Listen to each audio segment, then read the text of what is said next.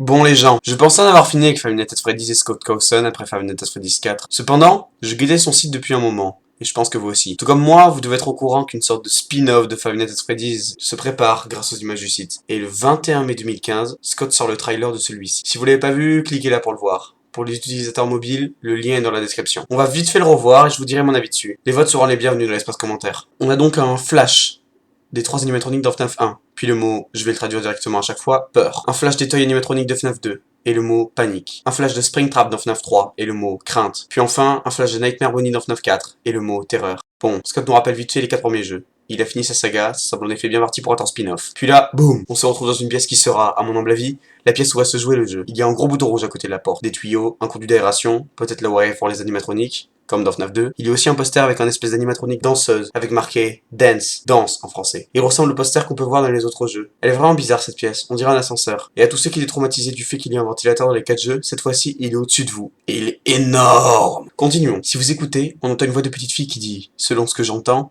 Don't do that again. Ah non, en fait, en réécoutant, c'est pas du tout ça. Tant pis, donnez-moi votre avis dans les commentaires. Et attention, encore un flash juste après qui me fait vraiment douter. Une autre pièce prétendant au titre de pièce du jeu. Il y a un petit Balloon Boy avec une autre petite poupée inconnue. Il y a un poster en haut à droite avec l'animatronique qui, d'après le trailer du jeu et les images de Scott, risque d'être l'antagoniste principal du jeu. J'ai une autre hypothèse. Les 2 pièces qu'on a vues sont la même, mais c'est le devant et le derrière du joueur. Comme dans FNAF 4, il faudra leur surveiller devant soi, mais aussi assurer ses arrières. Ça me semblerait plutôt logique. Ensuite, un flash qui ressemble à la vue de la première personne, de quelqu'un avançant dans un conduit, probablement un animatronique. Tiens, en parlant d'animatronique, c'est le moment de les découvrir. On voit d'abord un Foxy rose et blanc. On jurerait voir Mangle, mais en bon état, avec quelques différences, enfin des petits détails. C'est possible aussi que ce soit un tout nouvel animatronique. Ensuite, une phrase Deep Below Ground, que l'on traduit littéralement par profond sous terre. Tiens, ça me donne une autre idée. Et si la pièce qu'on a vue se trouvait sous terre? Ça justifierait le fait que ça ressemble à un ascenseur, qui permet peut-être de descendre profond sous terre, justement. En plus, l'endroit ne ressemble pas à une pizzeria. À en juger par l'image de Scott avec écrit « Tout le monde, merci de rester sur vos sièges », on pourrait croire que c'est une attraction. Un spectacle sous terre, ou un concert peut-être. Les animatroniques de ce jeu semblent capables de pouvoir faire un show sur scène, comme leurs prédécesseurs de FNAF 1 et 2. Boum! Un autre animatronique, une sorte de danseuse étoile, bien creepy. C'est le deuxième animatronique humain avec Balloon Boy. Mais celui-ci est moins cartoon, et ressemble plus à un vrai humain, enfin je devrais dire. Elle, avec son chinois et son tutu, elle ressemble plus à une femme. Enfin, vous verrez que c'est le cas de tous les animatroniques de ce jeu. Ah oui, et je parle pas du fait qu'ils bougent bizarrement les pièces de leur visage. Pour moi, ça n'a pas d'importance. Ils font juste des trucs de robots. Hein. Je pense que c'est un effet de style que veut donner Scott. Encore une phrase. Où les mémoires dorment. Ou plutôt, où les souvenirs dorment. Enfin, ça risque fort d'être encore une histoire d'enfant mort en temps des animatroniques. Tiens, Freddy. Ah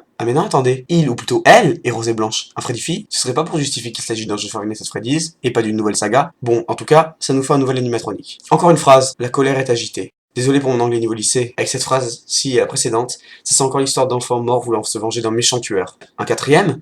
Mais on voit pas son visage. Juste dans sa main un micro doré, et c'est toi qui tapote. La voix de la fille recommence à dire la phrase que je ne comprends pas, on passe. Mais il y a aussi écrit les secrets ne se gardent pas. Après traduction, bien sûr. Oula, ça sera une vidéo pour les nuls parlant des secrets de ces animatroniques. Et là, un plan d'ensemble sur les 4 animatroniques. Les projecteurs les éclairant à un, dans le même ordre que le trailer nous a fait découvrir. Celle qui ressemble à Mangle en bon état. Ensuite, la danseuse étoile, vraiment flippante. Elle fait son show elle aussi en dansant, comme une danseuse classique. Elle a des formes très humaines. Et non, je ne veux pas de délire comme quoi elle a des seins dans les commentaires. Soyons civilisés, je vous prie. Et puis arrêtez de fantasmer sur des robots moches de jeux vidéo. Le Freddy filles, avec une marionnette Bonnie à la main, rejoint les 2 autres pour le show. La 4ème reste dans l'obscurité. La caméra s'approche de lui, ou plutôt d'elle. La lumière s'allume après qu'elle ait redressé la tête. Et on la découvre. Une petite fille clown. Un croisement de 2 trucs bien flippants clichés du cinéma d'horreur. Les petites filles et les clowns. Avec de belles couettes rousses en plus. Ses yeux s'allument, un bruit qui ressemble à un téléphone qui vibre, et écran noir. S'affiche le titre du jeu, Five Nights at Freddy's Sister Location, en français, 5 minutes chez Freddy, l'emplacement de la sœur, avec un bruit d'alarme en fond sonore en plus du piano. Ça fait bien un brillant atomique souterrain ça. Bien sûr, le silence, et puis un screamer de la petite fille clown, c'était prévisible. Et ensuite écrit, cet automne.